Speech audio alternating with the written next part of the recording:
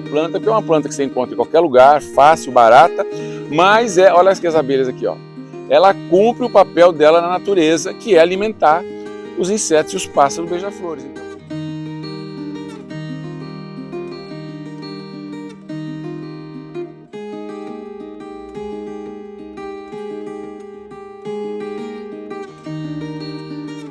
Vendo? O que acontece com essa planta? Ela aqui tem esse copinho que fica um néctar dentro dela, e é um néctar doce. Ela guarda um líquido dentro de cada copinho desse e os insetos vêm procurar isso.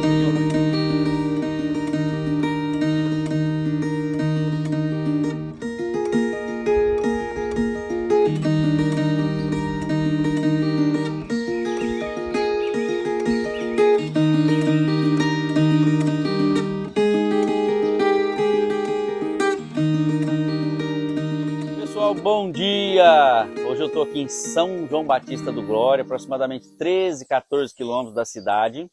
Estou com o Vitor, da Iron Ambiental, com o Abílio Júnior, da Encantos da Canastra, e nós vamos mostrar o trabalho deles aqui em parceria. Que coisa linda! Além de um trabalho bonito, vocês vão ver que lugar lindo que nós estamos aqui. Fiquem com o vídeo aí que a gente vai começar agora. Bom dia, pessoal! Bom dia! Bom, nós estamos aqui, nesse vídeo a gente vai falar um pouquinho do que é o projeto que a Iron está fazendo aqui na Encanto da Canastra e que a gente está trazendo para cá, buscando, né, trazer de volta aquela fauna que já não existe aqui na região, aqueles polinizadores que também estão poucos ou já também já estão dispersos pela falta de comida, e o projeto da Iron, que o Vitor vai explicar muito bem para a gente, é isso, é trabalhar com espécies diferentes, mas sair do trivial, daquilo que todo mundo planta, e que muitas vezes não soma para a natureza, não soma para a fauna, não soma para a flora. Então a gente está focado nisso. Junto de tudo isso, a gente está focado, claro, na beleza do espaço, na ambientação, mas com espécies corretas, que é a mensagem que a gente vai querer deixar nesse vídeo para todo mundo. É focar em coisas boas, que agrega para a natureza, agrega para o mundo. Não é isso, Vitor? É bom falar como é que surgiu essa ideia. Eu já faço isso há muitos anos, mas foi quando eu estava com uma pajé da tribo tucana. Eu falei do meu trabalho, ela disse, você é a Iron. E eu perguntei o que é a Iron. Ela falou assim, você é a alma da floresta, você é a floresta em si. Aquilo ficou na minha cabeça porque, de uma forma ou de outra, é o que eu sempre fiz sem pensar. E aí, quando nós criamos a Iron, e nós somos um grupo de criadores de espécies animais e pássaros nativos para reintrodução, nós resolvemos unir, aliar um projeto de implantação de plantas que fossem tipo restaurante, ou seja, atraíssem todo tipo de inseto, todo tipo de pássaro, todo tipo de mamífero, somados com a possível reintrodução de espécies criadas em cativeiro. Eu não gosto dessa palavra cativeiro, mas de forma controlada, para que elas voltassem à natureza com uma reintrodução.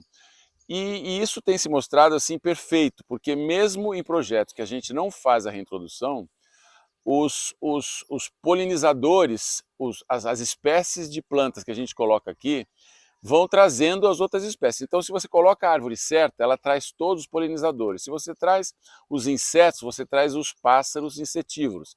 Se você traz os pássaros insetívoros, você traz o predador do pássaro. E assim vai, quer dizer, se você planta, a intenção é plantar todo tipo de árvore, sim, você pensa na beleza, pensa num paisagismo, sim, mas primeiramente toda planta colocada no projeto tem que servir de alimento para a fauna, seja a fauna qual for. E também para os humanos, ou seja, uma pessoa que está usufruindo daquele espaço, ela vai poder sentir o aroma de uma planta, ela vai poder perceber que aquela planta atrai uma espécie de pássaro, papagaio, tucano, saíra, ela vai poder perceber o gosto de uma fruta, que ela vai passar andando e vai colher a fruta, ela vai poder dar valor a tudo aquilo que tem em volta dela e ela não percebe. Só quando a pessoa começa a perceber que uma determinada planta atrai pássaro, dá flor e tem fruto, ela começa a dar valor àquela árvore e começa a proteger aquela árvore. E aí, quando absurdos como esses que destroem florestas, cortam florestas, queimam cerrado ou qualquer um dos nossos biomas, a pessoa se sente indignada e reage, e é isso que nós precisamos, de pessoas que reajam às arbitrariedades causadas contra o meio ambiente em qualquer lugar do país. Isso aqui, por exemplo, é uma planta super comum, você encontra em qualquer lugar, é uma planta nativa da Austrália, mas olha aqui os insetos aqui, ela atrai insetos, atrai beija-flor demais. Então, nesse caso aqui, tinha que ter uma parede verde para esconder a casa e dar privacidade para os hóspedes.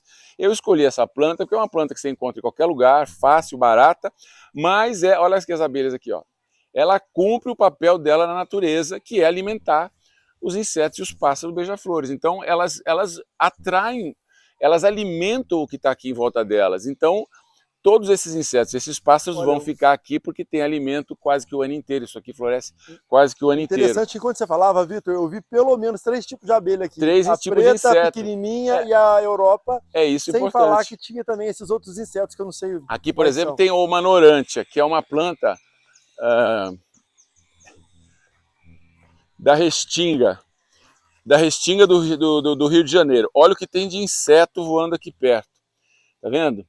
O que acontece com essa planta? Ela aqui tem esse copinho que fica um néctar dentro dela. E é um néctar doce. Ela guarda um líquido dentro de cada copinho desse e os insetos vêm procurar isso. E os beija-flores adoram, é uma planta nativa, ninguém usa. E é uma planta nativa da Restinga, que aqui na montanha ela dá mais flor que na Restinga. Quer dizer, no fundo ela prefere não estar no ambiente dela e estar aqui em cima. O Vitor, e a gente olha essas 3 árvores que parece que foi ontem que a gente plantou, e elas já estão tomando porte de árvores. Aquela do fundo, que é uma cássia Rainbow Shower, né? Ela já está florescendo pela primeira vez, uma floração linda, que se a gente chegar perto a gente vê. Essa aqui já floresceu, que é uma paineira indiana. Então, assim, quem não planta, não colhe. Simples assim. Não colhe a beleza, não colhe os frutos desse trabalho, desse projeto, não colhe os animais para frequentar, visitar, morar na sua propriedade, livres. E muitas pessoas acham, às vezes, que não deveria se plantar plantas exóticas, externas ao ambiente brasileiro. Eu sou completamente contra. Eu acho que a planta é restaurante. Você tem que criar um projeto num lugar como esse, porque aqui você não está restaurando uma floresta nativa. A floresta nativa está lá na área de preservação. Aqui é um projeto turístico visando a percepção da fauna e da flora, acompanhando, inclusive, as plantas nativas que já existem.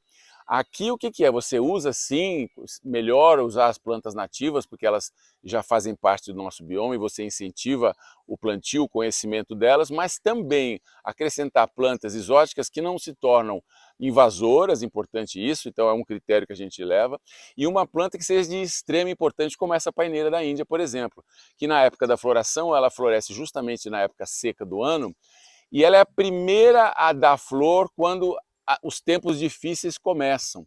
Então, atrai muito papagaio, muito beija-flor, todos esses bichos que comem as pétalas e se alimentam do néctar dela. E quando depois ela dá a semente, eles usam a paina para fazer ninho, para fazer esse tipo de coisa, esses pássaros que usam esse tipo de material para fazer ninho. Então, é uma planta importante para estar presente.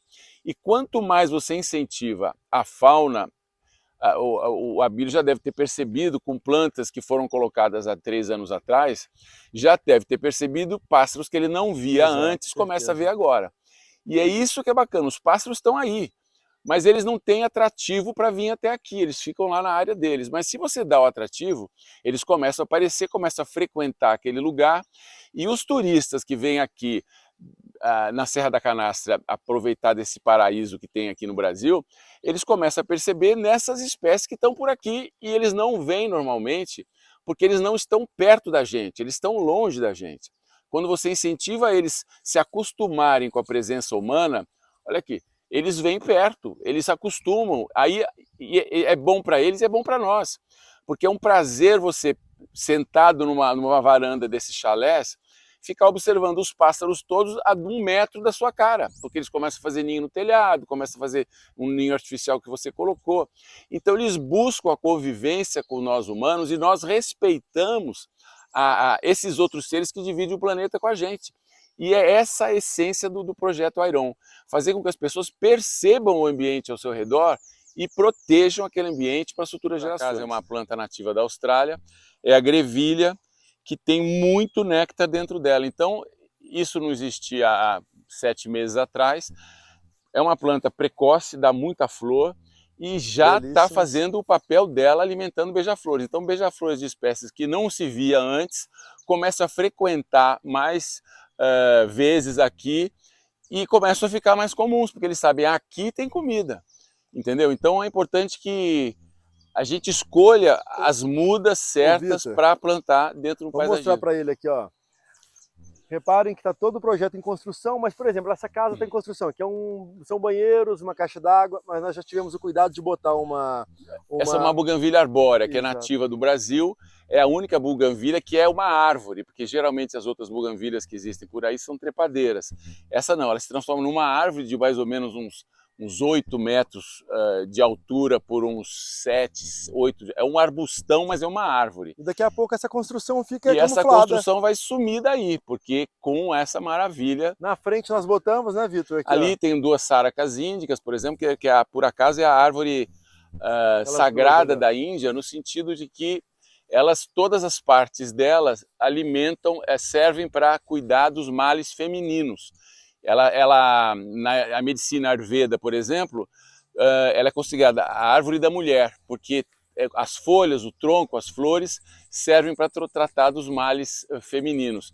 Inclusive, tem uma história bacana que o Shah Jahan, que construiu o Taj Mahal, ele disse que essa era a única árvore que merecia estar no mausoléu da amada, que era a árvore que ia proteger a imagem, porque o Taj Mahal é um grande mausoléu, né? Mas ele falou que essa árvore merecia estar lá representando a amada que tinha partido. E sem falar que é uma árvore belíssima, gente. Dá um Google aí para quem não conhece. Saraca índica. Saraca índica, belíssima. Ó, fazendo um complemento, repara, tá? Fazendo um complemento sobre o que ele falou por último, repara que eu estou em construção, que a pousada está todo vapor, porém o paisagismo não pode parar. Se eu quero isso bonito em algum momento e que seja o quanto antes, já tem que ser plantado o quanto antes para que isso aqui se consolide. Então a gente está construindo ali, essa casa ficou pronta agora, mas já existe plantas floridas em volta. Você viu ali, aqui, mas foram plantadas bem antes. Algumas complementares pusemos na terra agora, para fechar bem a parede. Mas o projeto é isso, ele está em constante movimento. E como aqui é um lugar nobre, dá para ver que tem um paredão rochoso, tem uma mata nativa lá no fundo. Aqui tem essa vista deslumbrante com plantações, morros, etc. O pôr do sol é lá, o nascer do sol é lá. Então é um ponto especial. Aqui no futuro vai ter uma piscina com vista, como é que chama? Piscina... Com borda infinita. Borda infinita, para as pessoas ficarem olhando tanto o pôr do sol quanto o nascer do sol, mas aqui nós escolhemos um lugar especial de espécies arbóreas especiais, que cada época do ano tem uma dando uma floração exuberante. Quem estiver aqui em cima vai ver uma época florido ali, outra época florido lá, mas o ano inteiro vai ter a árvore representando aquele espaço. Então tem paineiras, tem eritrinas, tem cássias, tem ipês, tem palmeiras brasileiras nativas, enfim, sapucaias, tem várias espécies para que atraem bicho. Elas são exuberantes, são bonitas, floração bonita, mas todas atraem fauna. Então a pessoa vai começar a perceber, quando ela estiver tomando sol, fazendo qualquer atividade aqui, fala, pô, que árvore é aquela? Que é aquilo? Ela vai ficar na cabeça, eu quero uma árvore daquela. E vai dar valor a essas espécies tantas que existem na nossa flora e ninguém percebe, ninguém planta. Então você vai num mercado comprar plantas, você acha lá 7, 8, 10 tipos de árvores, que são árvores que às vezes não alimentam fauna. E mesmo nos projetos paisagísticos do Brasil inteiro, você vê muito pouco interesse em alimentar os seres que estão ao redor. A pessoa compra uma planta barata, fácil de comprar, fácil de achar, e esquece que ela está deixando de enriquecer o bioma em si, porque nossos biomas são riquíssimos. Na Mata Atlântica tem mais de 1000 espécies, mas quando você vai ver um reflorestamento por aí, eles plantam 30, 40 espécies. Essas espécies que não acham, que são as difíceis de encontrar semente, difíceis de produzir semente, que produzem esporadicamente, floração esporádica, que difíceis de crescimento a semente, com manejo difícil da semente, ninguém planta. O caso do Iron é o contrário, a gente procura essas plantas que ninguém planta, primeiro para evitar delas se extinguirem e também de fazer com que as pessoas reparem nelas e falem, não, eu preciso plantar uma árvore dessa, e não só flamboyant, espatódia e essas árvores que jacarandá, mimoso e essas plantas que as pessoas plantam toda hora.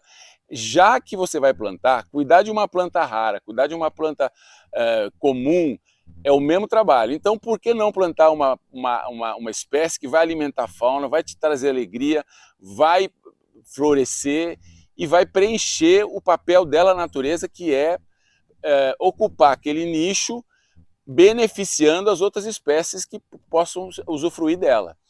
Eu acho que isso que ele falou é bem importante, e a gente falou no outro vídeo que você fez, é o cuidado que eu tenho também para a fazendinha, perdão, deixa eu desligar o alarme, e para a fazendinha com cuidado com os animais, porque se eu tenho vários animais, se isso também agrega para o meio ambiente, por que não colocar animais exóticos, mais bonitos, que vai comer igual, né, Vitor?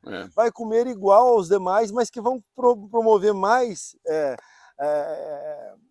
vamos falar, admiração por quem vem aqui, e vai é um projeto mais. Turístico, né? Você tem que pensar que é um projeto turístico. Você tem que ter o cavalo para a criança andar, o pônei, a vaquinha, a mini vaca para dar o leite, para a pessoa se ambientar com esse ambiente de fazenda, que nós estamos perdendo a conexão. Eu fui criado em fazenda de avós, de tios, e a minha adoração pela natureza vem dessa convivência com a minha avó, com esses ambientes naturais.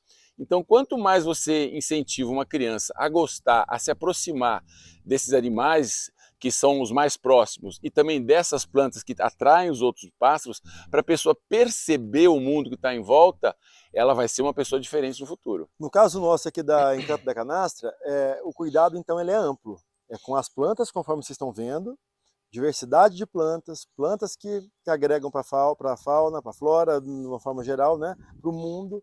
E, por fim, os animais também, para criar aquela ambientação rural, que é o meu foco, o meu objetivo, aquela vivência aqui com as pessoas com coisas diferentes e bonitas. E tem uma coisa legal, a gente está num lugar muito bonito aqui na Serra da Canastra, que é um lugar alto, você pode reparar que tem uma vista incrível. Lindo. O que eu acho bacana desse projeto do Vitor é que ele tem um cuidado muito minimalista em escolher o local próprio para cada planta. Essa não briga com essa na época da floração, nem no espaço, nem atrapalha a vista. É importantíssimo isso. Se a gente não fizer um trabalho desse tipo, eu depreciaria toda a beleza desse lugar. Eu tamparia, botaria um painel de árvores, de arbustos, que tamparia a visão, perderia muito do efeito desse local que engrandece tanto quem aqui visita. A gente não pode ter a pretensão de melhorar a natureza já é espetacular. Você tem que ocupar os espaços que ela por acaso esqueceu, ou que está faltando um arbusto ali, um alimento ali, mas incentivar sempre essa vinda dos bichos para perto das pessoas. Eu vi isso muito na Austrália, por exemplo. A Austrália é um país muito seco, de clima difícil e tal. Então você às vezes vê mais fauna dentro da cidade, de Sydney, por exemplo, nos parques você vê mais fauna do que longe nas fazendas, porque não tem água, não tem alimento e tal. E porque as pessoas aprenderam a plantar coisas que atraem fauna, as espécies começam a ser mais comuns dentro da cidade do que fora da cidade. O que é bacana de perceber que nós humanos, que somos aqueles que destruímos, nós temos que ser os humanos que construímos. Há séculos a gente vem ocupando o planeta, usufruindo do planeta, e nós somos agressivos na ocupação do planeta, irresponsáveis na ocupação do planeta. Então, é importantíssimo que nós entendamos que nós temos sim que fazer alguma coisa. E eu estava falando para você ali agora, uma pessoa que tem 1 metro quadrado de jardim, ela pode plantar aquela árvore que vai fazer a diferença naquela região toda. Exatamente. Então ela não precisa falar, eu não tenho espaço. Não, você tem um espaço, você pode pôr uma árvore pequena, mas aquela árvore vai atrair algum bicho que vai estar ali, e vai ser o caminho dele vir de um lugar para aquele e daquele para outro. Então você tem que começar a criar esses nichos possíveis de alimento para que o bicho possa migrar de um lugar para o outro, fazer o mapa, porque eles têm um mapa dentro da cabeça, cada época do ano, então eles fazem, bom, eu estou na época da seca, então eu vou ali comer naquela árvore, depois eu fico ali, descanso um pouco embaixo daquela, aí no final da tarde eu como aquela frutinha ali. Eles têm esse mapa e durante as estações do ano, e por isso que eu completo o que o Abílio estava falando, as espécies têm que alimentar o ano inteiro. Então eu tenho que pensar que árvore dá em janeiro, que árvore dá em fevereiro, que dá em março, abril, até dezembro. Todas têm que cumprir o papel de estar ocupando aquele nicho que pode estar faltando na natureza e elas servem as espécies naquele mês que está mais difícil, entendeu? E o plantio racional, por exemplo, o que nós fizemos ontem, entre muitas atividades nossas aqui desses últimos dias? Ontem nós plantamos um corredor, fora a fora, tá vendo essas estaquinhas? É uma planta belíssima chamada congeia, que não foi simplesmente escolhida ao acaso ou local ao acaso. Por quê? Acima dela tem um corredor também de uma árvore belíssima, que é o jacarandá, mas que quando a congeia está florescendo, a gente teve o cuidado de pensar na floração delas. A congeia, a árvore em si vai estar com poucas ou nenhuma folha, ou vai estar na floração ou no final da floração, permitindo mais incidência do sol nas congeias, que são essas plantas baixas, que por si vão florescer muito bem. É isso aí, agora a gente pode dar uma andada com vocês mostrando um pouquinho desse projeto, pelo menos aqui por pertinho da gente, dos arredores aqui, o que a gente está fazendo, pensando. Beleza? Gente, nós estamos mostrando agora uma parte, né, do que vai ser ainda uma entrada bem bonita aqui para a pousada, a entrada para minha casa, dos meus pais fica acima, mas a da pousada vai ser aqui. É um projeto em construção, mas repara, Eduardo, se você der fizer umas imagens aqui, que já existe sendo feito há mais tempo um projeto paisagístico que vai deixar isso aqui depois lá na frente, belíssimo. Se a gente descer aqui, ó, nós vamos chegar na estrada. Aqui a ideia era o seguinte, aqui é praticamente a entrada da Serra da Canastra, né? Nós estamos aqui a 13 quilômetros da cidade de São João Batista do Glória. São João Batista do Glória, exatamente. Mesmo município, né? E aqui já começa a área da reserva, do parque da Serra da Canastra. Começa ali embaixo, não é isso? Exatamente, um pouquinho abaixo, uns 800 metros. Então, a razão que eu falei, não, nós temos que apresentar a Serra da Canastra com um projeto na cara da Serra da Canastra. Então, se ele vai ser um projeto turístico, que a pessoa que entre na Serra da Canastra fala, opa, o que é isso? Estou no início da Serra da Canastra. E procure se hospedar, porque vai ver que o lugar bem organizado, bonito, as pessoas recebem com todo carinho, a família do Abílio há tantos anos mora aqui, ela era dona de todas essas terras, então são pessoas da região que sabem contar histórias maravilhosas e vão saber dizer para os turistas o que isso foi. Então eu pensei nessa subida, quando a pessoa chega lá de baixo, em árvores nativas e árvores como, por exemplo, a beirada da cerca aqui são as cuspidárias, que é uma planta nativa do Brasil, ninguém planta, é uma floração espetacular, cor-de-rosa, que na época onde tudo vai estar mais feio por causa da seca, é onde ela está mais exuberante.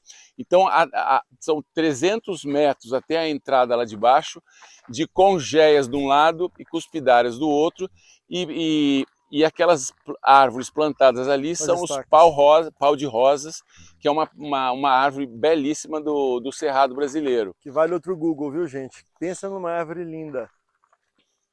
Aqui, por exemplo, tem esse espaço que é um pasto, mas a gente colocou de tempos em tempos árvores especiais para também fazer com que os bichos que estão lá na montanha e na reserva, que aquela parte toda já é uma reserva, procurem sair de lá e se alimentar. Então eu coloquei mulungus, coloquei os pau de rosas, paineiras, para que eles deem um passo adiante para sair da mata, para se ambientar com isso aqui, e deem mais 2, 3 passos e encontrem o restaurante pronto para eles se alimentarem nos meses difíceis de encontrar comida na natureza. É isso aí. Então agora a gente vai finalizar esse vídeo. Quero agradecer, viu, Eduardo? Você ter vindo aqui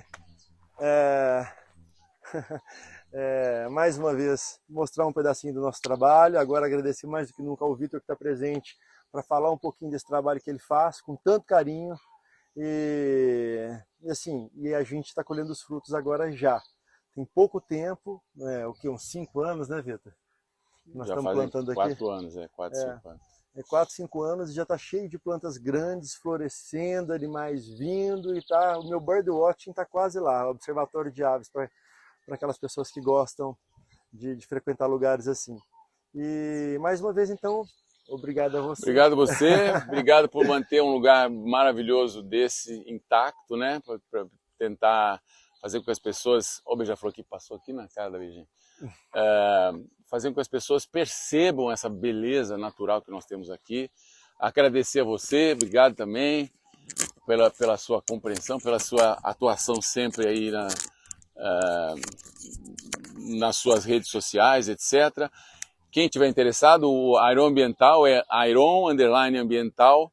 Eu estou no Instagram, lá vários projetos que fazemos de restauração de flora com reintrodução de fauna ou apenas restauração de flora nos lugares que não precisa reintroduzir fauna. Então, os vários projetos que fizemos com a Klabin, com a Proprietários Rurais em Uberaba, tem projetos lindos lá. Temos um outro projeto na Bahia, de reintrodução de jacutinga. Temos um projeto antigo já com a celulose da Cenibra, em Minas Gerais. Enfim, temos vários projetos muito bacanas.